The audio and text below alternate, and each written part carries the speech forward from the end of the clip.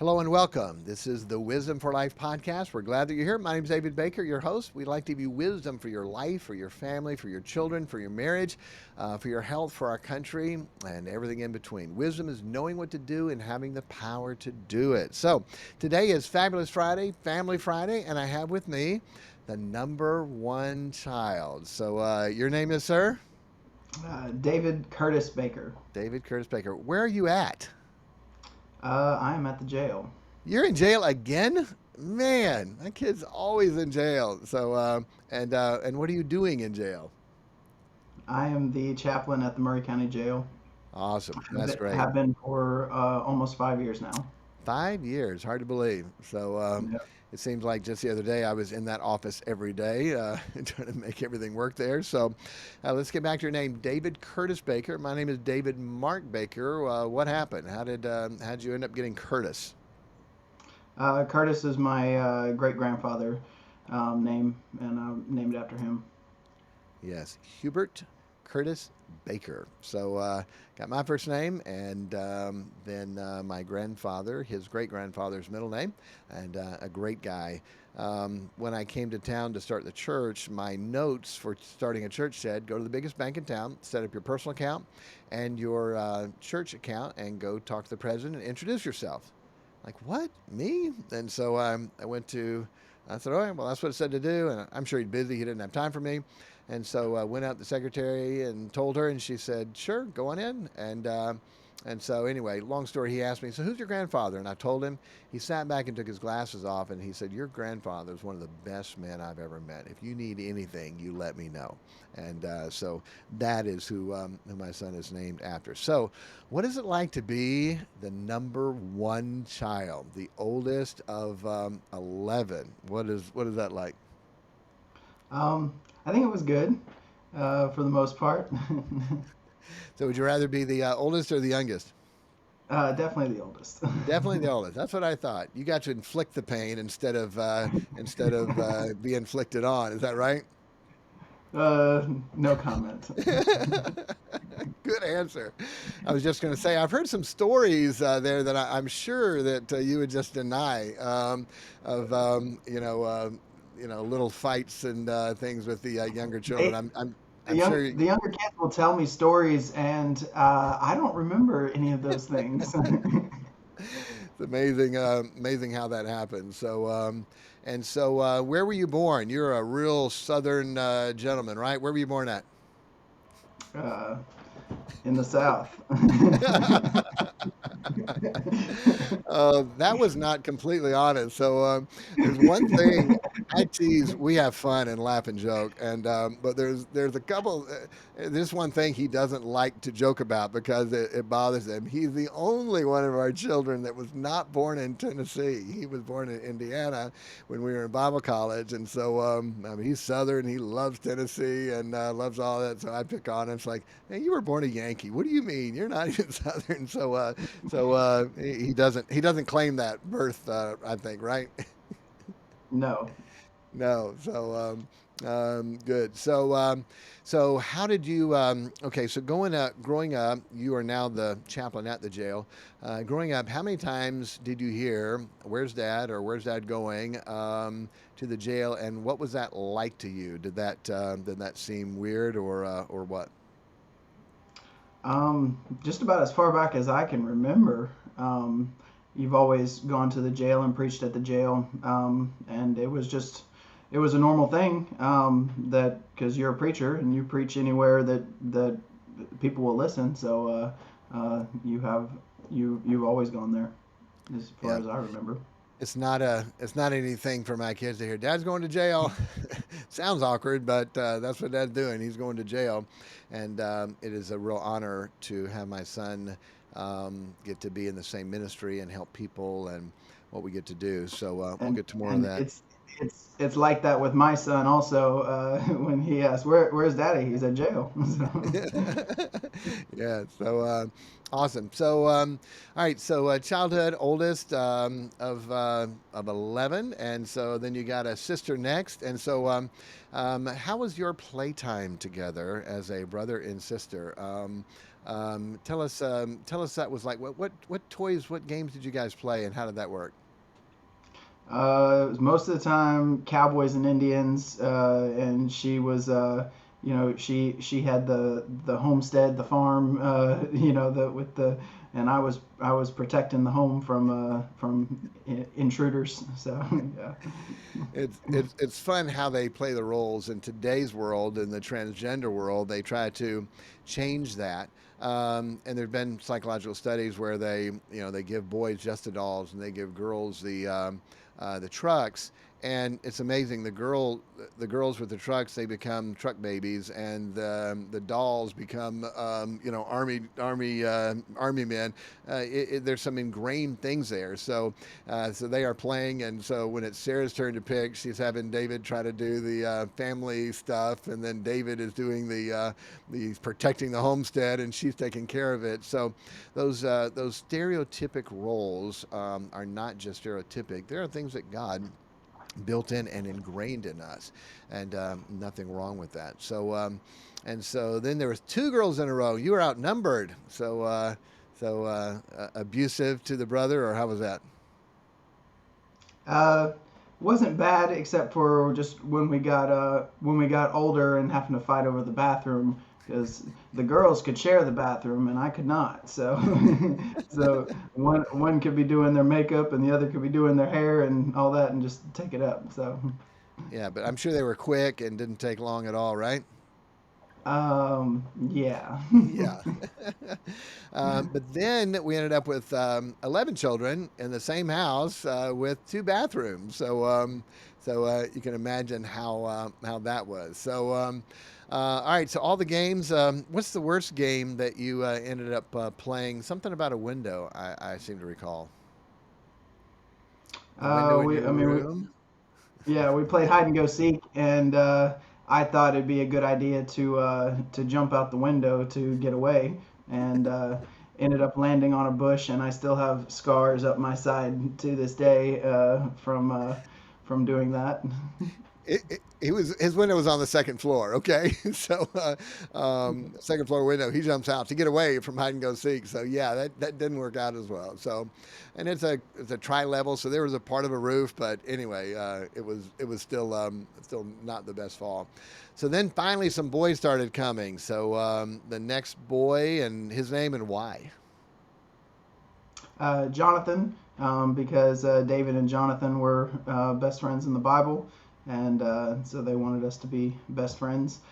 Being 7 years apart, at a younger age, we weren't that close, but we're definitely close now. Yeah, that's been great. It's amazing how it happened that our kids' best friends are our kids, and that was harder for you, like you said, 7 years apart. When you're that age, it's harder to do, and I think because of that friendship, some of that helped to struggle. All right, so we're moving on to school. Where'd you go to school when you got started? I went to Lighthouse Baptist Academy. It was a Christian school that our church had at the time. I did that till seventh, seventh or eighth grade, and then homeschooled the last several years, and then went back and my senior year and graduated from Lighthouse Baptist Academy. So yeah, we felt like that we were missing a lot of time with our kids and instruction and things we wanted to teach them and help them and learn how to do. And so we decided for our children it was best to homeschool, and has been a good decision for us. All right. So what was your first job? When did you start working? We're big on work. So do you remember your first work job that you did? First one I can remember was picking up sticks in the yard for the guy in our church that came over and mowed our lawn. So he paid you to pick up sticks in his yard. So that's pretty good. And other jobs. What else did you do in the beginning? And then how many jobs have you had? You're only how old are you? I'm 30. 30 years old. And so what other jobs did you have as a kid? And then how many jobs have you had growing up? Well, after that, I worked for another guy in the church doing landscaping. He had a landscaping business, and he and his son, and then he had me there also, and we were basically raking leaves and picking up sticks and that kind of thing. We were still too young to run the machinery, but and then after that, my quote older brother Ray had Ray's Rooter Service plumbing, and I worked for him for $8 a day. And Wow. yeah, and that was big money at the time. So, Yes. uh, and did that, and then ended up doing hardwood floors all through high school, and also worked for a moving company all through high school, and then of course anything and everything else that Dad could find me to get into, from roofing and different construction things, and working for Granddad on the farm, pulling thistles and hauling lumber, and anything and everything that Granddad could think of to do. Um, but yeah, in my adult years, being the chaplain is the longest job that I've ever held. I would get a job, work my way up in the company a little bit, and then find a better job and work my way up. And typically, about every 2 years, I'd find something else to do, because I don't know, working. I hadn't found my calling yet, so I worked as a manager at Chick-fil-A. I was a manager at Arby's. I worked for Apple for 2 years. Started off in sales and then became a technician. Um, that was a fun job. I really enjoyed working for Apple. They're a really good business and company to work for. And Um, you still sort of work for Apple because once you work for Apple, you become the resident Apple tech for everybody who has a question about what to do. How many years has it been since you worked at Apple, and and do you still get questions? uh, yeah, it's been over 5 years since I worked there. I've also worked, manufacturing. I worked for Nissan at the Nissan plant. Drove a forklift and did that. And I worked for Illinois Tool Works. They made manufacturing bolts for automotive vehicles. Um, been in sales, office managers, uh, so So many different things. I'd asked David one time to count how many jobs he'd had, and it was like 20, 21 jobs. And so I was joking with him at church, and I said, David's had all these jobs. The reason why is he's had a real bad drug problem, and so he keeps getting fired, and then he has to learn another job. And of course, everybody laughed because David's never never done drugs.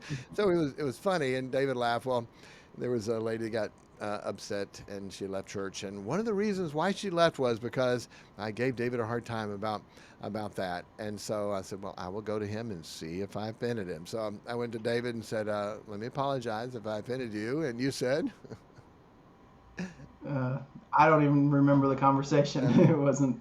uh, yeah, It that's how wasn't a much it big deal to bothered me. him, you know. So yeah, there was no bother. I jokingly say, you know, sarcasm is our love language. You know, it's the way you show somebody you love Yes. them, by picking on them and giving them a hard time. So anyway, all right. So we've asked the other kids about this. You were the first one going through all this. So dating, we had a no teenage dating rule, and so did you ever try to get around that or find any little girl that you liked, anything like that? Uh, for a short time, yes. And what happened? uh, well, I was 14, and there was a girl in the church that I thought was cute, but I was too scared to talk to her, so I passed notes back and forth with her through my sister, because my sister was her best friend. Um, and that went on for a little bit, and then ended up getting caught, and parents broke that off, and I don't know, it was less than a month later I caught her kissing my best friend. So yeah, learned quickly that she probably wasn't the right one. It is amazing. Yeah, to learn that at 14, yeah, that's a good thing. So did that make you hurt and bitter the rest of your life, or did you finally finally find someone? How did that happen? Um, well, after that, I was like, well, I learned my lesson, and so I did not ever date again after that until I went to Bible college. Didn't date my first year at Bible college. Um, Simply put, it was a small college, and first day I walked in, scanned the crowd, and said, "Yeah, there's nobody here for me." And I offended some girls that I found out later because of that. Because some of the guys said, "Well, how do you know you haven't talked to him?" I said, "Yeah, but I saw him." And So yeah, that so they love that one. So my kids are great for doing that. Cameron did the same thing. I said, "Yeah, there are no pretty girls in church." And later on, he said, "Well, I'm sure there are, but just none I'm interested in." So anyway, clarify that. So yeah. but you eventually did find one, like in the jail ministry. Was that where you found your wife? No. No. Okay. Good. Good. Yeah, so second year of Bible college, then my now wife came to college. I met her. She came to visit in my first year of college, just as they have a college days weekend kind of thing where prospective students will come and visit and sit in on some of the classes, and then they have some activities. So I saw her and met her then. Didn't really talk to her, but just kind of like kept an eye out kind of thing. And then her sister was already in college there, and they came up for the graduation when her sister graduated, and I spoke to her dad about starting to get to know her, and he said, well, once she graduates high school, which was in like a month or two from that, then he would allow us to start writing letters. So we from Handwriting Texas to Tennessee. letters, not Yes, texting and handwritten letters. FaceTime. Oh, Wow.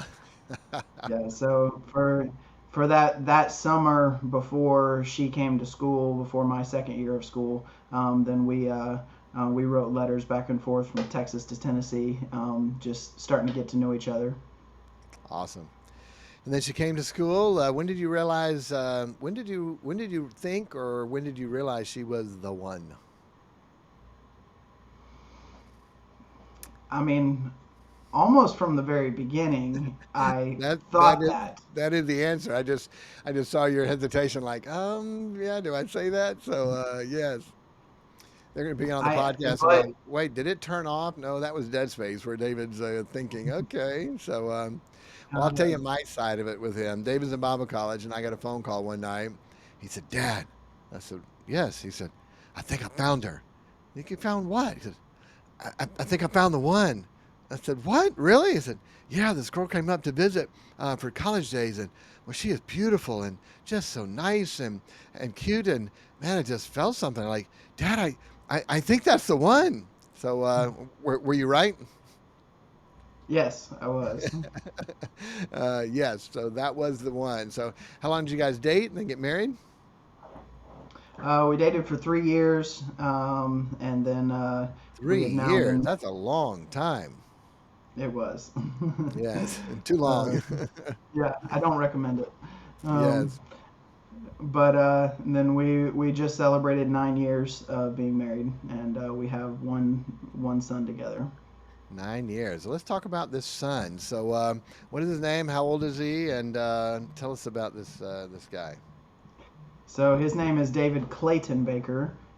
So keeping along with the theme of David Baker, but different middle names. But he goes by Clay because there's already two David Bakers, and it already gets confusing. Um, I I was telling my wife just the other night that I don't get called by my name anymore at the jail. I'm chaplain, except for my family will still call me David, but at church, some people will call me David, but then some is chaplain, some is Brother Baker or whatever, and then at the men's home they call me Junior, just because differentiating between the two, even though I'm technically not a junior, it stuck. So, That's what they um, do. Now, what is your other nickname? What do some people call you?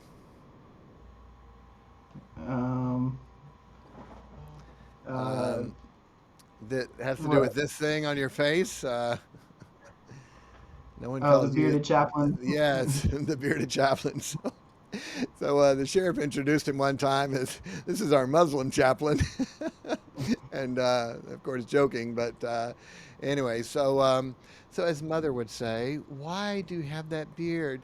You have such a nice face. Why would you want to hide it and cover that up?" So your answer? My wife likes it, and I like it. So, So that's it. Clay likes it. yes. And Yeah. So Clay says all the time when he gets older, he's going to grow a beard also. he's gonna So, grow a beard. So um, they did one of so those little Clay is. they did one of those little picture app things where you change it and adds a beard to him. So he's 3 years old, and it put a beard on him, and he's got a grin. He loves it. He thought that was awesome. You were saying, David? Yes.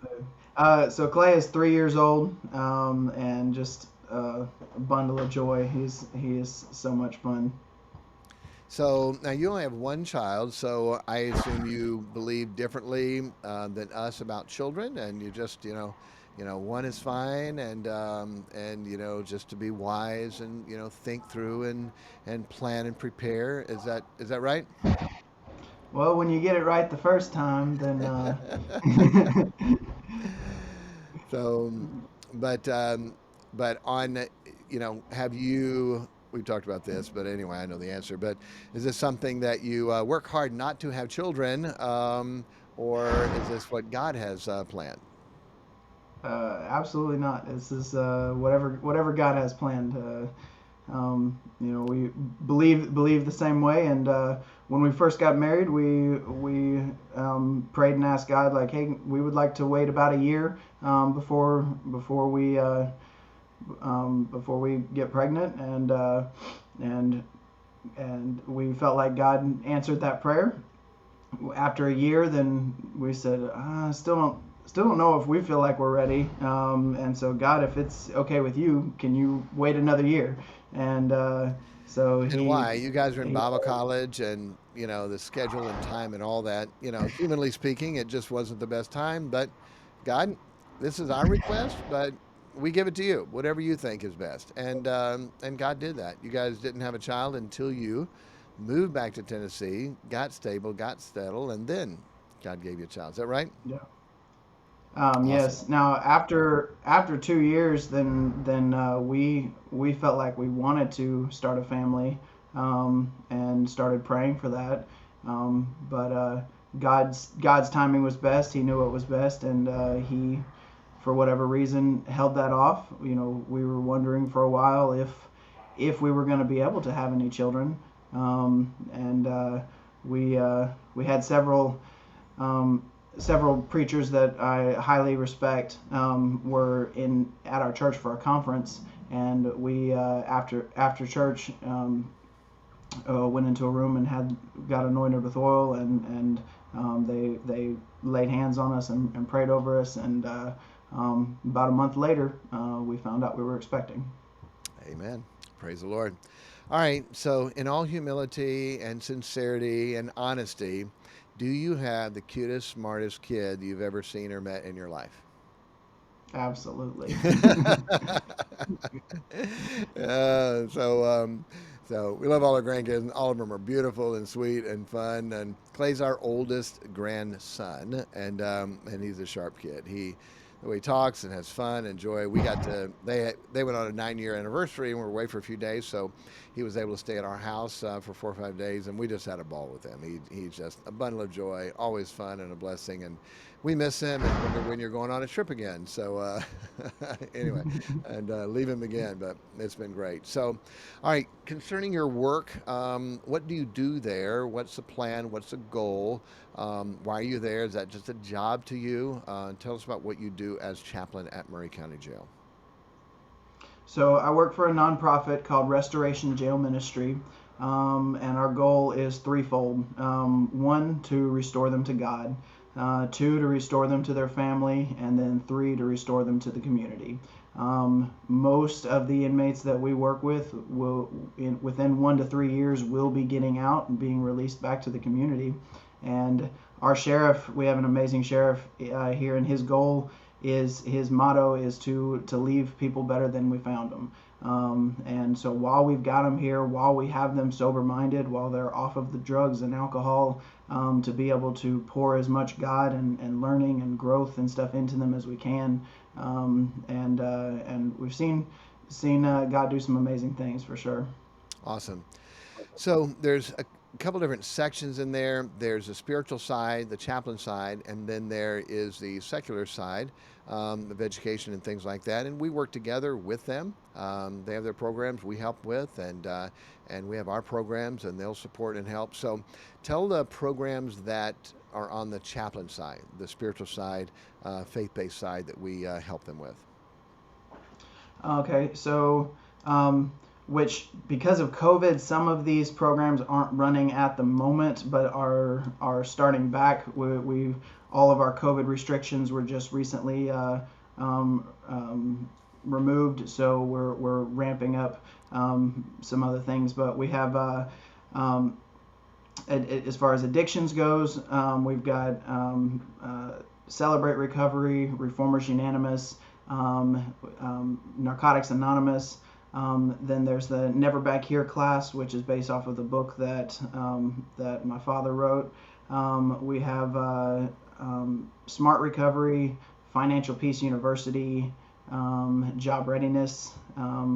Are all programs and stuff that we that I facilitate here. I don't teach all of those programs, but I facilitate the classes and bringing the teachers in and making sure they've got everything that they need, and getting the Awesome. guys, in the class and stuff. So, And again, some of those are secular, but we coordinate and make it happen. Get the teachers there. Also, a new one, Seven Habits. Did you mention that?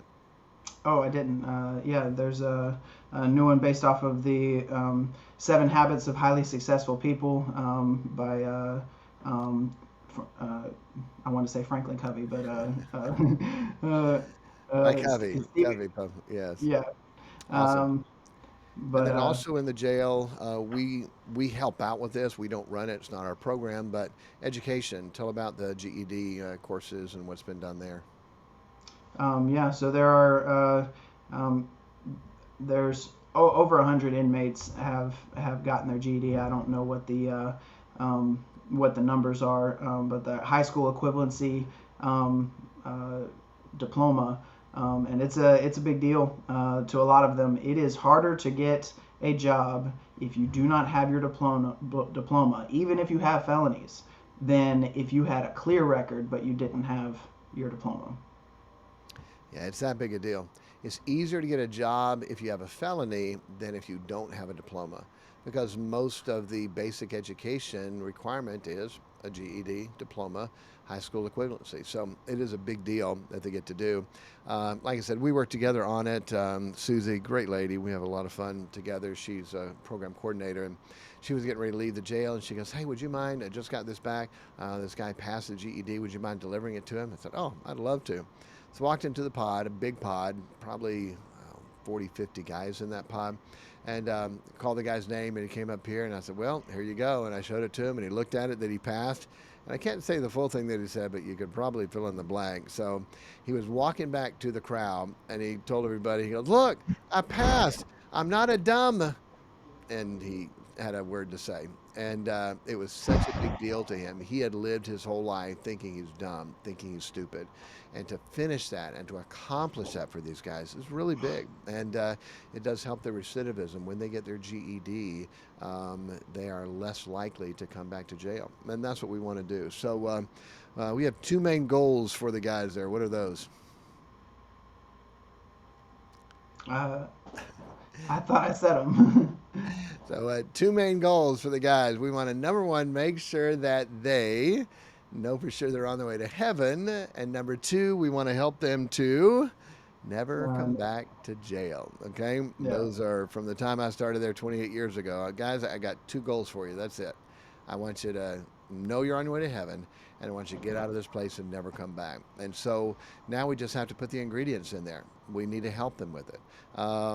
And what's the worst story you've dealt with as far as trying to help somebody? Again, they're adults. We're not making excuses for it. It's time to change. It's time to grow up.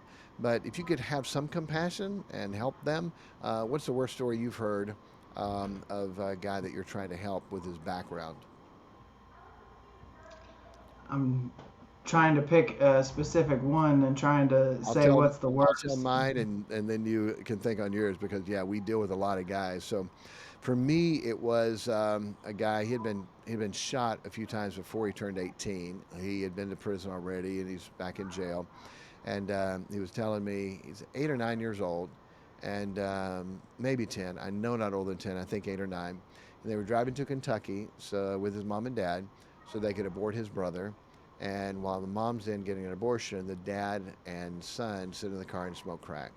He said, that was the first time I smoked crack with my dad in the car when my mom was aborting my brother.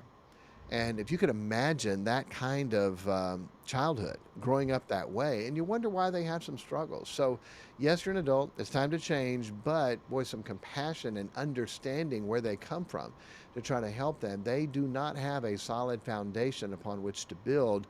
We have to help them to build that solid foundation. So, David, either a bad story or a great success of someone that you've helped and worked Um, with and where they are. well, Either as far one's as fine or a both. sad story goes, one of the ones that I have dealt with was a young man that um, he from a very young age was put on the streets. He was homeless from 7 to 9 years old, and at 9 years old was taken in by the gangs, and they gave him drugs and gave him a gun and told him where to drop the drugs off and how much money to come back with. And he started running drugs from a very young age. Grew up in that lifestyle. Very much has been shot, stabbed multiple times. As he grew older, he was in a drive-by shooting, and his baby daughter was shot in the head and killed. And just I could go on and on about very rough story with his. He's in heaven now.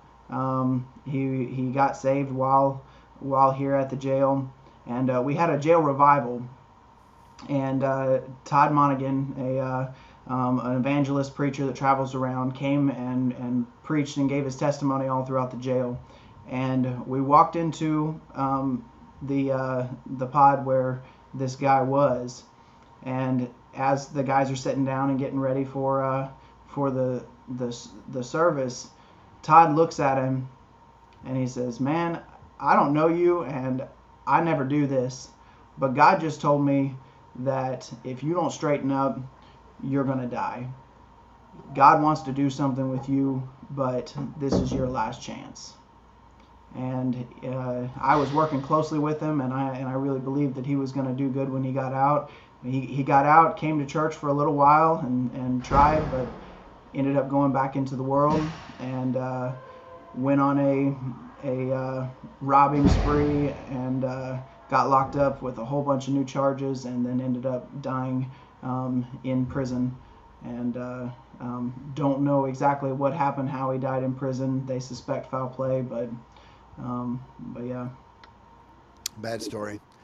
And then there's ones that we get to help that are doing great. Tell about Mr. Victory, if you don't mind. Yes.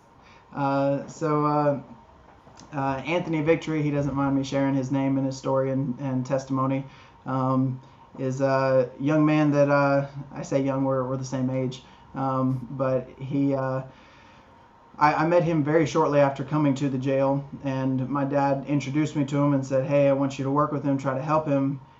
His dad and I went to grade school together back in Santa Fe, and so we started working together, and I helped him get into a rehab facility, and he lasted about a week and got kicked out and messed up again, and then and came back to jail, helped him again, and the cycle went on for a little bit, and then he dropped off the radar and didn't hear from him for a while, and didn't know what happened. Well, then I got a call when he was graduating a rehab, and wanted to let me know, "Hey, I'm finishing this, and God has done some amazing things in my life." And we have stayed in close contact. He's been clean since 2018 now, and Awesome. he helps out at a rehab facility, and we talk on a regular basis. And he's come and give his testimony for Restoration Jail Ministry. And then last month he went and gave his testimony in another county at a much bigger jail ministry banquet. He said there were about 300 people there, and he got to give his testimony. And God's doing some amazing things in his life, and he wants to spend his life giving back and helping others not have to go through what he went through. He's married now, has a great job, has a new little baby. He has custody of his other kids, and the relationship is restored with his grandfather. He says his grandfather is one of the most spiritual men that he's known in his life, and but there were a lot of time in his life where he was not welcome there. And one of the times when he had gotten out of jail, didn't have any clothes, and I gave him a ride over to his grandfather's house just to try to pick up some clothes. And just in that little bit of time, there was a little bit of conflict there because the grandfather was fed up with him. I can't do anything with you, and kind of thing. But now the relationship is restored, and they he said, he just told me the other day, he said, if I go a day without calling him, then the next day he's calling me saying, hey, what's going on? And the That's relationship neat. and life and everything is completely turned around. Amen.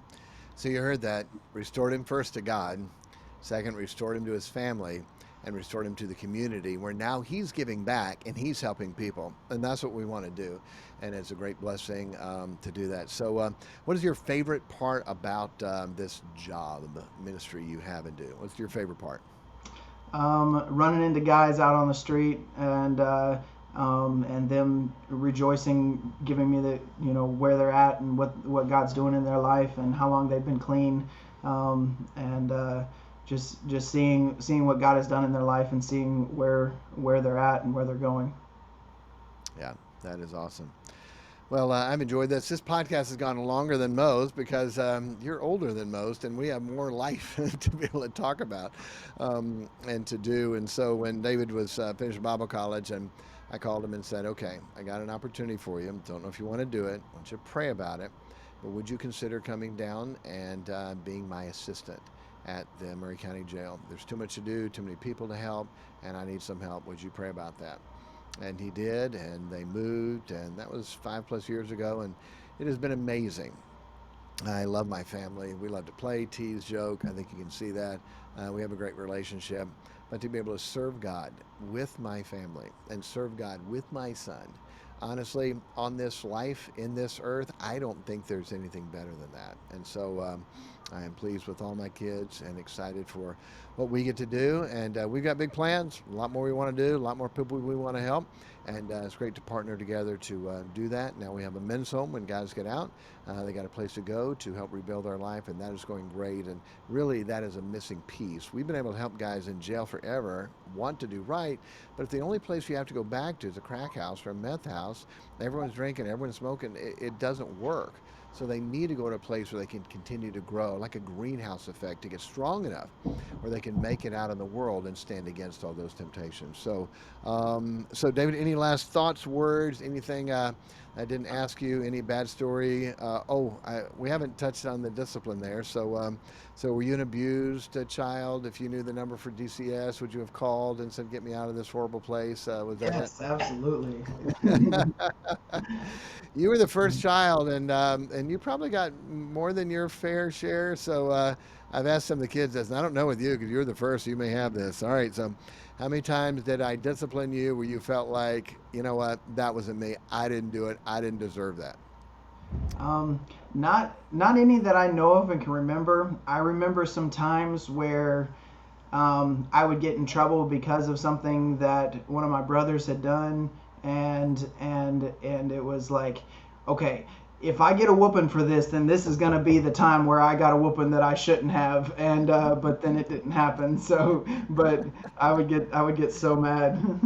Uh, I didn't do it, and we're going down. So it is so important, parents, to make sure you find out the story. So many times we're so quick to judge without hearing the whole story. It's called the rest of the story, and it's called truth, and that's what we're supposed to do. And so I know we were not perfect parents, and I'll be the first to say that, but we tried very hard before we discipline to make sure we have the whole story. If not, then it's going to hurt a child when they feel like they were mistreated for something they didn't do. So, all right. In closing, any words of wisdom, any thoughts, anything I didn't ask you? You feel like that the community needs to know about this or you? Anything like that? mhm. No, not that I can think of. You sound like Carson. Nope, didn't have anything. So I'm just kidding. Some of the kids had great words for wisdom, and others were saying, "I can't think of anything." So anyway, but thanks for all you do. Thanks for taking the time to do this podcast. And we heard from someone the other day, lives in a whole other state. Man, I listen to your podcast every day. I enjoy it, but I really like the ones when you interview your kids. So anyway, we have a few more kids. So we started in the middle and went down to the old or to the youngest, and now we're starting back at the top. We got a few more to do on this. So, well, God bless everybody. Thanks for coming, and hey, be kind to everybody because everyone's having a tough time, and get wisdom for your life. It is the principal thing. God bless.